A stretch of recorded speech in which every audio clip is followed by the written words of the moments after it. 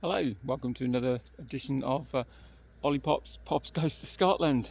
So this is the fourth day of my trip.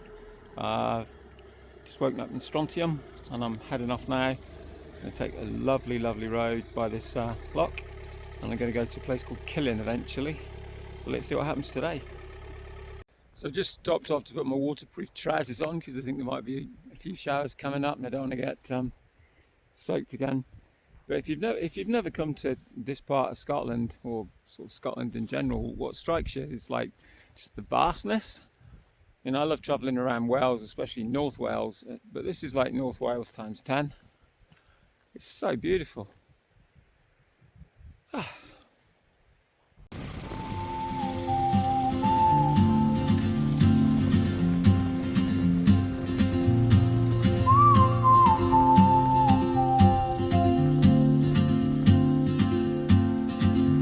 She moves like a map with no borders, a whisper caught in the wind. I see her boots at the corner cafe with a notebook and a grin. She's chasing skies I've never named while I stay in my lane. But something in the way she moves keeps pulling at my chain. Oh, traveler, you carry the sun in your stride. Now behind me is a very interesting memorial to the commandos who died in the Second World War. So apparently this area was their training ground, so that's why the memorial's here. So I just stumbled across this, just came round the bend and here it was. I just stopped off at Dalwhinnie services. Lovely ride for a few hours, about 100 miles. And I'm just going to go off to Killin on my way to wherever I'm staying tonight. Needed a latte and some sandwiches, starving. So I've just come along the A9 and turned off the A9 onto another single track. This is beautiful. So much heather, it's really nice colours. Yeah, A9, well weird. I'm on a dual carriageway, and then there's a right turn off it. So you've got to anticipate when to actually be in the right lane, and oh god, so I missed that turn. Never mind. Okay. So I reckon I'm going to be pretty late to this B&B because I just keep stopping. I tell you, if the mole was with me, she would be like moaning because I stop too much with her. But when I see something really lovely, I just stop. Like all the time. Too much. Down this single track lane I've come to a place called Tunnel Bridge, and there's a really old stone bridge that I'm standing on, which was built in 1720. So if I just show you around. Oh, this is lovely. Really nice. So this is the old bridge which I'm standing on. And we're going off up there now. I've just come down from the hills and found myself south in a little village called Kenmore, which seems really nice. There's a castle here as well, so I just pan round. Yeah, it's really quaint. I like this. I think the mole would like it here. So it's Taymouth Castle, Kenmore Hotel. So I'm just going to ride about another 20 miles, get to a place called Killin. Have a quick look at Killin. I think there's another lock around in a minute. And then I'll be calling it a day. So I'll swing round the corner from Taymouth and like here's the mouth of the day. Look at this.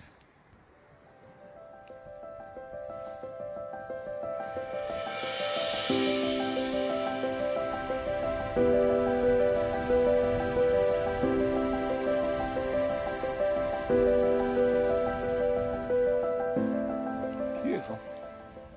I've come to a place called Killin, and this is pretty sweet. These are the falls of Killin, which apparently are quite famous. It's a lovely water wheel. Just show you around. That's the falls of Killin pub. They call them pubs in Scotland, I don't know. There you can see the water wheel.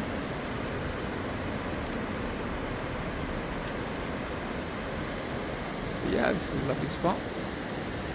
It's a bit naughty, got a beer. I forgot I was in Scotland, so I won't be able to drink all of it legally. Oh, okay. Well, it's Friday morning and I've just woken at MHOR, which is sort of like got a big guest house. And I'm off to Moffat today. This is like the final leg of my mini Scottish break. So just going to go down and have breakfast, see what that's like. That's a pretty nice place here. And let's see what today brings. Breakfast. I've just come 10 minutes up the road from where I stayed last night, and I got to a place called Balquidder Church.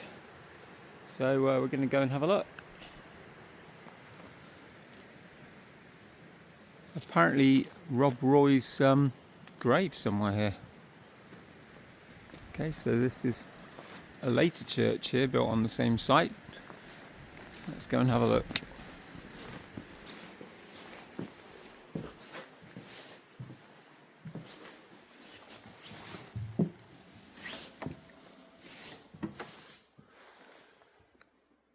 Well, here we are.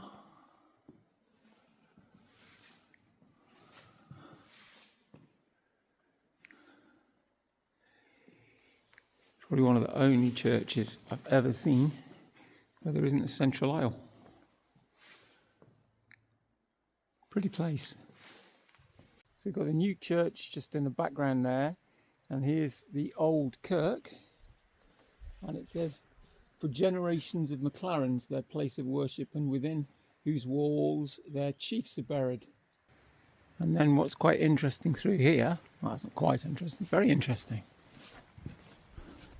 If you come through out of the old kirk,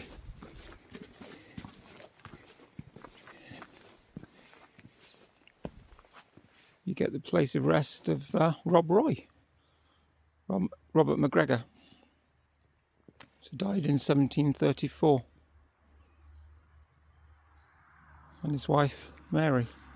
So it seems, as well as the beautiful views, there's a really interesting sort of historical find just around every corner. And what else I'll see today? There's loads of swallows around here as well. They're beautiful birds. So just found myself by another loch, which is called Loch Naig. This is beautiful. It's huge. Just have a look, pan it around.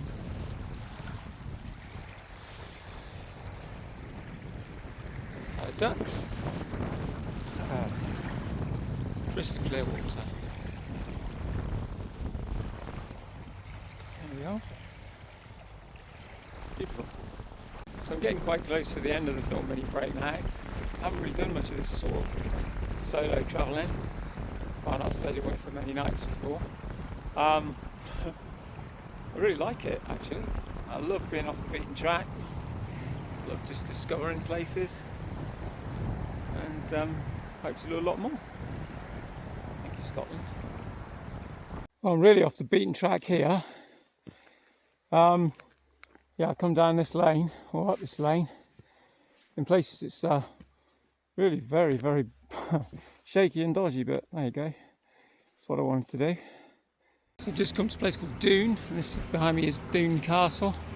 So I've just ridden up some really steep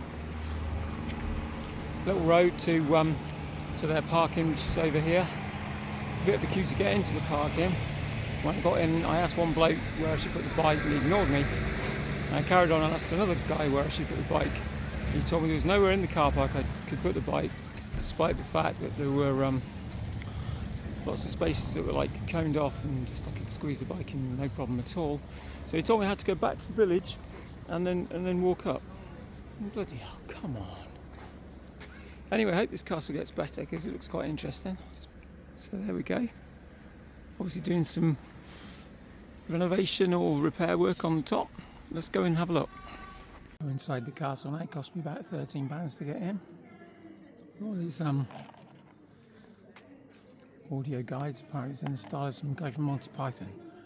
So that should be quite interesting. Let's just... Swallows flying in the windows. It's cute.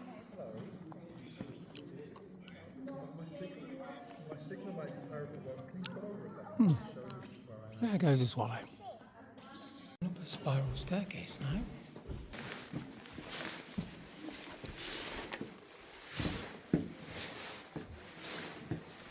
Don't know where it's going.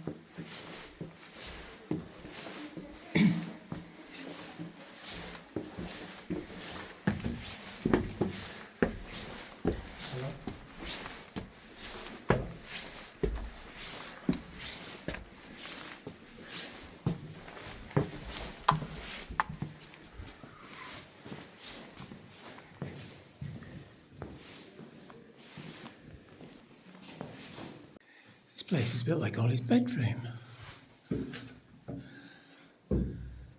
Yeah, very little difference. A wooden door.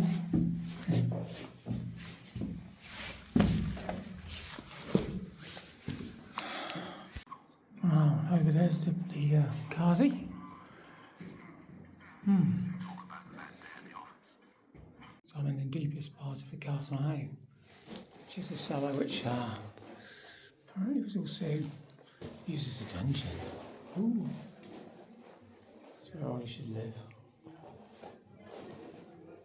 Well, we've stopped upon a hill in like the middle of nowhere. I've got Blacklaw Wind Farm, which is really quite interesting because there seems to be hundreds of these bloody things. If you have a look, there's just some there, some over there, there's loads over there.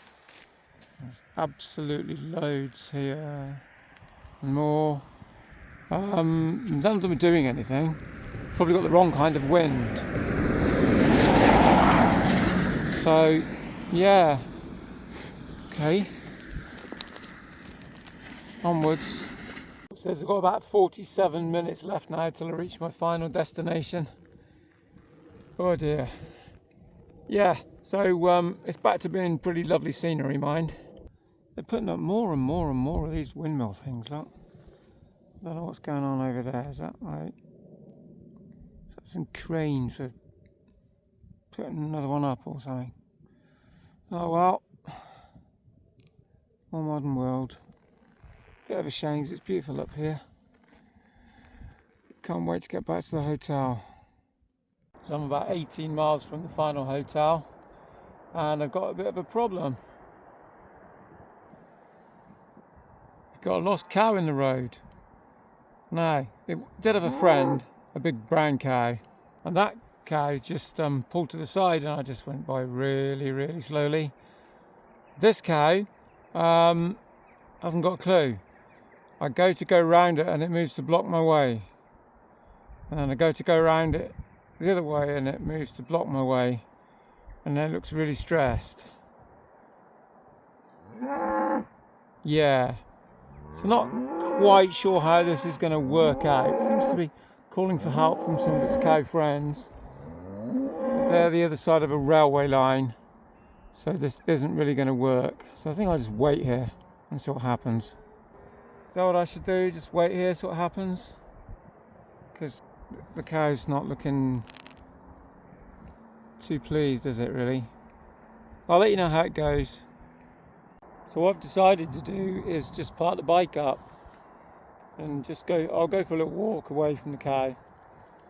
And then maybe the cow will walk past the bike. And then I can get back on the bike and carry on the journey. Because I approached the cow does not look pleased at all.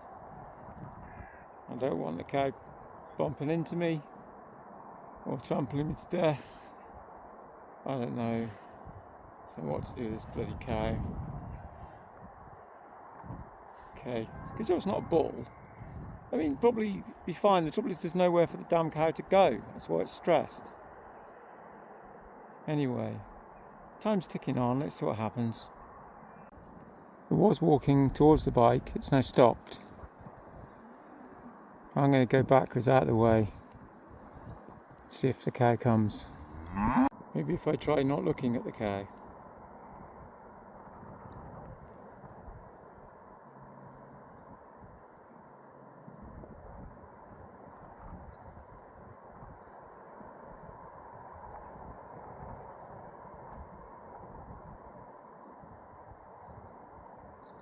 Come on, cow.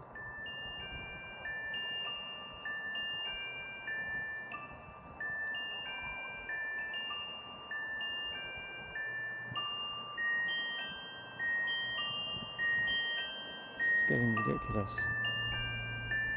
Come on, cow.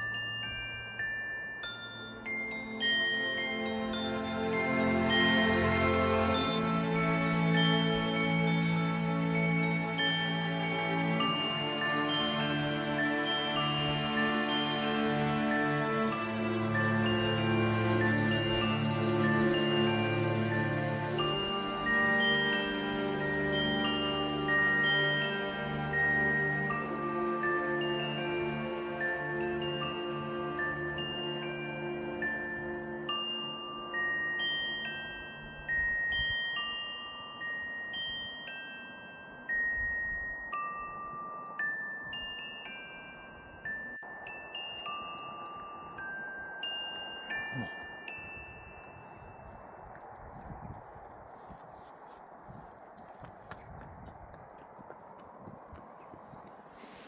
Yes. Yep, best course of action.